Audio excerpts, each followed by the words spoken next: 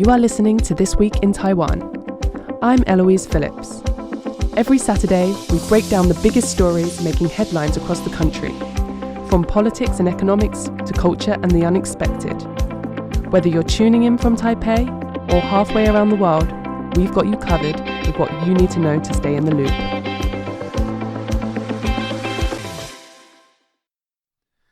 U.S. and Chinese officials met in Paris for economic and trade talks, widely seen as paving the way for a possible summit between President Donald Trump and Chinese leader Xi Jinping.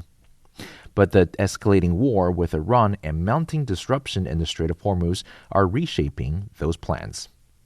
In an interview with the Financial Times, Trump warned that NATO faces a, quote, very bad future if allies refuse to help reopen the strategic waterway, which has been effectively obstructed since U.S. and Israeli strikes on Iranian targets more than 2 weeks ago. The strait carries roughly 1/5 of global seaborne oil. Nearly half of China's crude imports transit the route.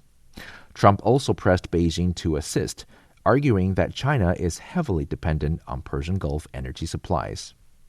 Speaking at the White House on March 16, Trump said he has asked China to delay his planned summit with Xi by about a month, citing the ongoing conflict with Iran.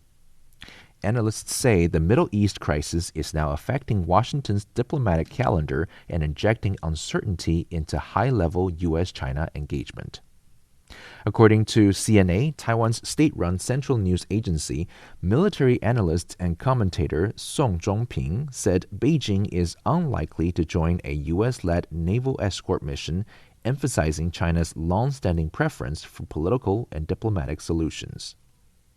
Nanyang Technological University Public Policy and Global Affairs Associate Professor Dylan Luo said China appears to be maintaining a cautious stance, criticizing strikes on Iran while avoiding direct confrontation with Washington.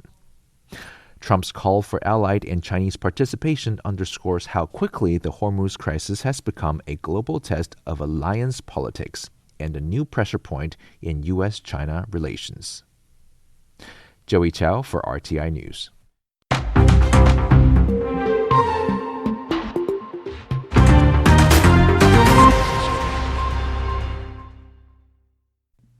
Presidential Office spokesperson Karen Guo stated that although the latest U.S. intelligence report indicates that China does not plan to invade Taiwan in 2027, Taiwan must continue to strengthen its national security as it remains subject to military and gray zone threats from China. The topic was discussed in the Presidential Office's National Defense Resilience Committee meeting on Thursday. On Wednesday, March 18th, the United States Director of National Intelligence Office, or ODNI, released a report stating that China had no plans to attack Taiwan by 2027. Further, it details that China has no fixed timeline for unification, although it is likely to continue efforts in 2026 to create the conditions for eventual unification short of conflict. The eventual goal, as per the report, is to reunite with Taiwan by 2049, the 100th anniversary of the PRC, as a show of national rejuvenation. Guo said that, despite the ODNI report, Taiwan faces numerous challenges from China in the region, ranging from military threats to gray zone activities. Therefore, strengthening national defense autonomy, building out asymmetric warfare capabilities, and enhancing overall readiness are critical goals for Taiwan in both geopolitical and supply chain security. Taiwan will continue to work with like-minded allies to maintain peace and stability in the Taiwan Strait and Indo-Pacific under the principle of peace through strength. Guo noted that the government's proposed 8-year, 1.25 trillion NT dollar, or nearly $40 billion US dollar special defense budget is a key part of achieving those goals. She expressed the hope that lawmakers of all parties will expedite the review and approval of the special defense regulations and related budget.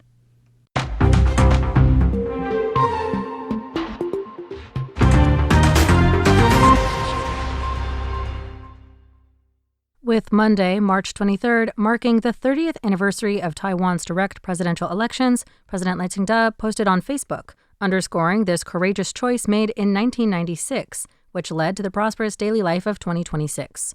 He wrote that 30 years ago, Taiwan cast its first democratic vote under the threat of missiles, and now, 30 years later, it will continue to uphold the same courage, confidently and firmly walking down the path of democracy. The president stated that 1996 marked the final mile of the democratic transition known worldwide as the Quiet Revolution. On the eve of the first direct presidential election in Taiwan, China launched missiles into the Taiwan Strait and conducted large-scale military exercises, attempting to intimidate and prevent Taiwanese people from going to the polls. Despite warnings that the direct presidential election was a provocation that could lead to war with China, the Taiwanese people cast their votes, opening the door to freedom and democracy for the next generation. Lai emphasized that if people had chosen to give up 30 years ago, there would be no democratic and prosperous Taiwan today.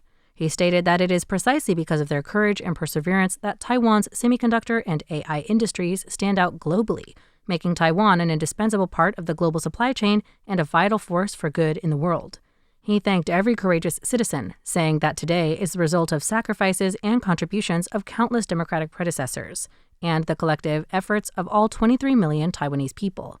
As the legislature is currently deliberating on the Special Act for Strengthening Defense Resilience and Asymmetric Capabilities Procurement, Lai stated that democracy is never a provocation. Only through perseverance, determination, and strength can Taiwan safeguard its most precious democracy and freedom.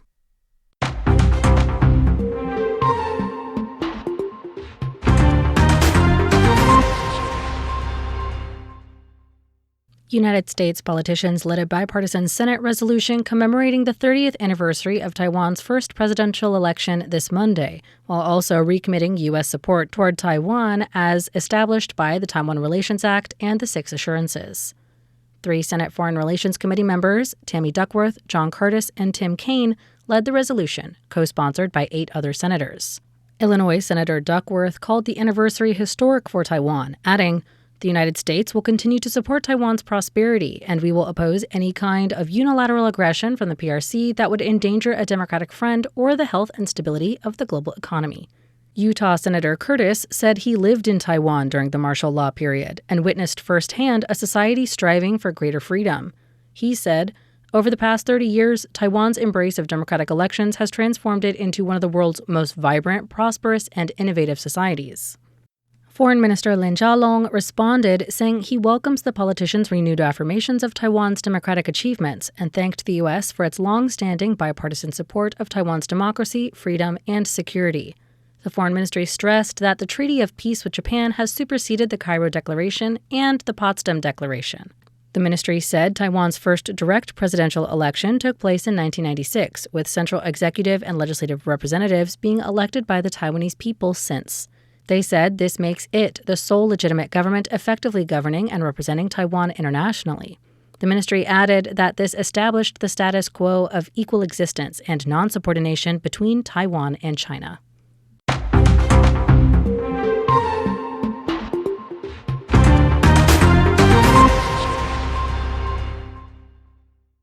A poll by the Institute for National Defense and Security Research shows that more than 60% of Taiwanese support the government's proposed special defense budget.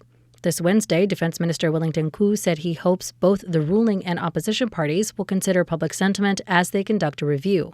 Speaking to reporters before the legislative session, Koo said that the results of the poll reflect broad public support for strengthening Taiwan's defense capabilities.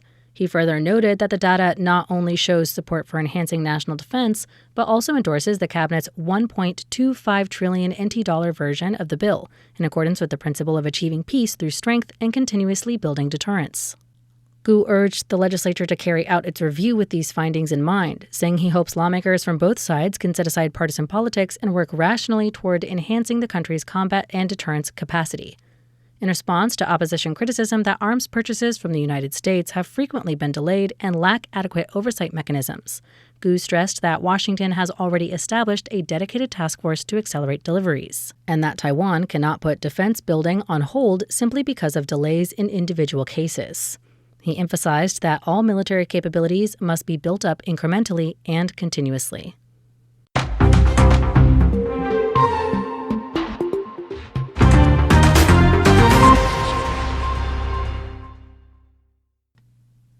Former Taipei City Mayor Wen-je has been sentenced to 17 years in prison for his involvement in 4 major crimes. A sentencing exceeding 10 years also makes Ko ineligible to register to run for president and vice president in Taiwan. Ko, also the former TPP chair, was ordered to appear in court for the verdict alongside 3 other defendants involved in the Core Pacific City scandal. In late 2024, the Taipei District Prosecutor's Office, or TPC, determined that Ko violated the Anti-Corruption Act and indicted him for accepting bribes, engaging in profiteering, and embezzling political donations for the TPP. The prosecutors requested a total of 28 years and 6 months in prison for Ko.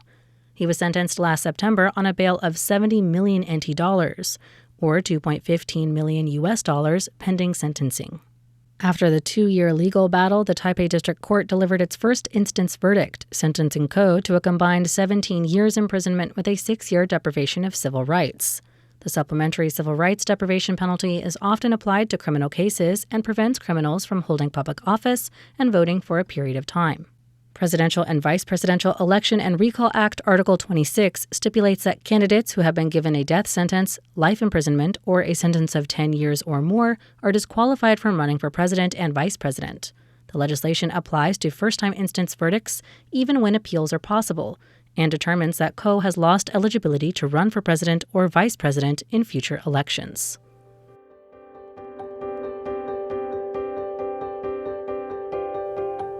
And that is it for This Week in Taiwan. My name is Amanda Stevens, filling in for Eloise Phillips. If you want to know more about what's going on in Taiwan, visit our website at rti.org.tw/en. Until next time.